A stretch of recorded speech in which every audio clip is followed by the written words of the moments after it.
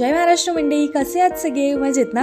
तर 2 दिवसापूर्वी मी एक व्हिडिओ पोस्ट केलेला मुंबई टू अलिबाग ट्रिप वाया स्कूटी. आमचा अलिबाग ट्रिपचा डे 1चा व्लॉग होता. त्याच्यानंतर मला व्हॉट्सअपवर इन्स्टावर बरेच मेसेज आले आपले यूट्यूब फॅमिली मेंबर्सचे की तुम्ही ज्या हॉटेलमध्ये थांबलेले ते हॉटेल खूप छान असं निसर्गरम्य वातावरणात दिसत होतं, तर त्याचा डिटेलमध्ये तुम्ही व्हिडिओ पोस्ट करा ना. म्हटलं चला आता आपल्या यूट्यूब फॅमिली मेंबर्सची रिक्वेस्ट आहे तर व्हिडिओ पोस्ट केलाच पाहिजे, म्हणून मी हा व्हिडिओ पोस्ट करते. तर हे बघा, आम्ही डेव्हिड रिसॉर्ट येथे थांबलेलो. तर ह्याचा ॲड्रेस सांगायचा झाला तर David resort first right from Akshi ब्रिजच्या जस्ट राईट टर्न घेतला ना की आपल्याला हे रिसॉर्ट भेटून जाईल. तर हे त्यांचं हॉटेल आहे जिथे आपण आपलं फूड एन्जॉय करू शकतो. आणि हे बघा, आजूबाजूचा एरिया मस्त आहे, लोक खूप येत होती इथे. आणि जेव्हा आपण इथे येतो ना तेव्हा ते आपल्याला वेलकम ड्रिंक देतात. हे कोकम सरबत खूप जास्त टेस्टी होतं. आणि इथला स्टाफ इतका कोऑपरेटिव्ह आणि इतका पोलाईट आहे ना. आम्ही जेव्हा एंटर केलं ना इथे तेव्हा त्यांनी आमचं लगेज वगैरे सगळं घेतलं आणि आम्हाला रूमपर्यंत त्यांनी पिकअप केलं. तर मंडळी, तुम्हाला देखील या हॉटेलचं बुकिंग करायचं असेल ना तर तुम्ही अगोडा ॲप किंवा मेकमायट्रिप.com वरून देखील ह्याचं बुकिंग करू शकता.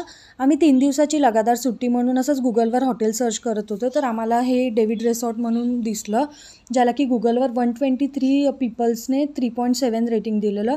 आणि आम्ही गुगल रिव्ह्यूज जेव्हा वाचले ना हे हॉटेलचे तेव्हा एकही गुगल रिव्ह्यूज असा आम्हाला खराब दिसला नाही. म्हणून मग आम्ही गुगलवरून ह्यांच्या हॉटेलचा जो नंबर होता ना त्याच्यावर कॉल करून आम्ही बुकिंग केलं. तर आम्हाला ना एका दिवसाचे चार्ज 3,500 रुपये पडले. म्हणजे 2 दिवसाचे आम्ही 7,000 रुपीज पेड केलेले. चार्जेस जरा हाय होते बिकॉज 3 दिवस लगातार हॉलिडेज आलेले ना त्याच्यामुळे. तर ह्यांचे ना रेट्स कधी हाय असतात कधी लो असतात. तर जेव्हा वॅकेशन असतं तेव्हा रेट्स जरा हाय असतात ह्यांचे. असे बाकीच्या वेळेस ह्याच्यापेक्षा रेट्स कमी भेटतील तुम्हाला. तर हे डेव्हिड रिसॉर्ट ना अलिबागपासून 6 किलोमीटर दूर आहे. 14 ते 15 मिनटं लागतील तुम्हाला अलिबागपासून डेव्हिड रिसॉर्टला यायला. आणि अक्षी ब्रिजपासून फक्त 6 मिनटाच्या अंतरावर आहे. 1.5 किलोमीटर लांब आहे हे. आणि इथे तुम्हाला फॅसिलिटी म्हणायचं झालं तर त्यांनी मस्त असं स्विमिंग पूल दिलं आहे आपल्याला, जे की पूर्ण दिवस चालू असतो. हे बघा ना, आजूबाजूचा एरिया मस्त अशी झाडं आहेत, निसर्गरम्य वातावरण आहे. इथे त्यांनी असे झोके वगैरे दिलेत आपल्याला टाईमपाससाठी बसायला. आणि स्विमिंग पूलमध्ये पाणी बघा ना, एकदम क्लिअर वॉटर आहे. आणि तसेच इथे बाजूला बसायला वगैरे पण त्यांनी मस्त अरेंजमेंट केलं. आणि हे बघा, हे हॉटेल आहे. असं पुढून मागून पण बऱ्याच रूम आहेत खालतीवरती. तर तुम्हाला रूम्स वाटत असेल की खालीवरती वेगळ्यावरती रूम्स असतील, तर तसं नाही आहे मंडळी. खाली जितक्या साईजच्या रूम आहेत, ज्या फॅसिलिटी आहेत ना, तसंच आपल्याला वरती पण रूम्स सेम भेटतील आपल्याला. फरक एवढाच आहे की खालतून तुम्हाला सगळा असा स्विमिंग पूल असा व्ह्यू दिसेल आणि वरतून तोच असा वरून सगळा व्ह्यू दिसेल तुम्हाला. आणि हे बघा, मस्त सगळं झाडं झुडपं, नारळाची झाडं पण बरीच आहेत इथे, त्याच्यामुळे ऊन यायचा प्रश्नच येत नाही. आणि एरिया बघा ना, इतका सुंदर आहे, असं छान वाटतं एकदम. रूममध्ये जायची इच्छा पण होत नाही, असं बाहेर बसावं वाटतं. आणि आपण ट्रिपसाठी काय येतो की ह्या धकाधकीच्या आयुष्यातून जरा 2-3 दिवस असं शांत वातावरणात आपल्याला स्टे करता यावं म्हणूनच आपण कुठेतरी बाहेर जातो. आणि माझ्या हस्बंडला बरोबर माहिती होतं मला कशा प्रकारचं हॉटेल पाहिजे. त्यांनी बरोबर हे हॉटेलचं बुकिंग केलेलं.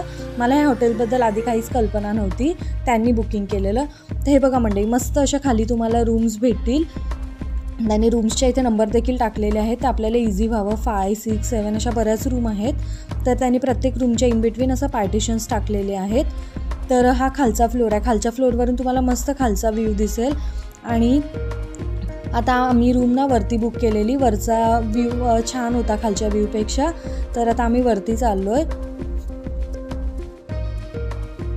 आणि ट्रॅव्हलिंग करून खूप जास्त मी थकलेली त्याच्यामुळे. आणि हे बघा, वरती मस्त तुम्हाला असं टेबल, 2 चेअर कपल्सला बसायला मस्त त्यांनी अरेंजमेंट केली आहे. आणि वरती तुम्ही बघतील ना तर इथे मस्त असं कौलांचं त्यांनी डेकोरेशन केलेलं हे बघा, बघू शकता. आणि खाली जशा रूम आहेत ना तशाच वरती पण सेम रूम आहेत. एरिया तेवढा सगळं सेम आहे.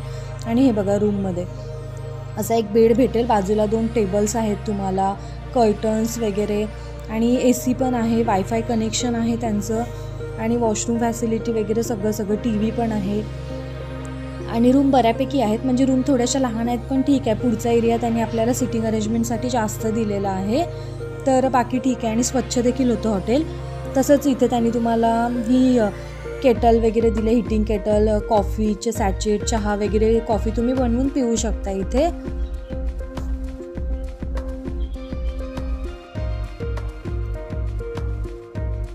मस्त बाहेर बसून तुम्ही तुमची कॉफी एन्जॉय देखील करू शकता. आणि रूमपेक्षा जास्त ना बाहेरचा एरिया मला जास्त आवडला. त्यांनी कपडे सुकत टाकायला स्टँड देखील दिलेला आहे. प्रत्येक फ्लोअरवर एक स्टँड आहे, इंडिव्हिज्युअल नाही आहे ते स्टँड.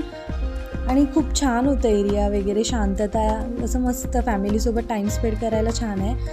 तसंच तुम्हाला इथे फूड एन्जॉय करायचं असेल ना तर ह्यांच्याकडे फूडमध्ये बऱ्याच व्हरायटीज आहेत. हॉट अँड कोल्ड बिव्हरेजेस म्हणा, स्नॅक्स म्हणा, राईस, ब्रेड, फिश फ्राय, जे की फिश फ्राय ना तुम्हाला 250 ते 400च्या रेंजमध्ये भेटेल.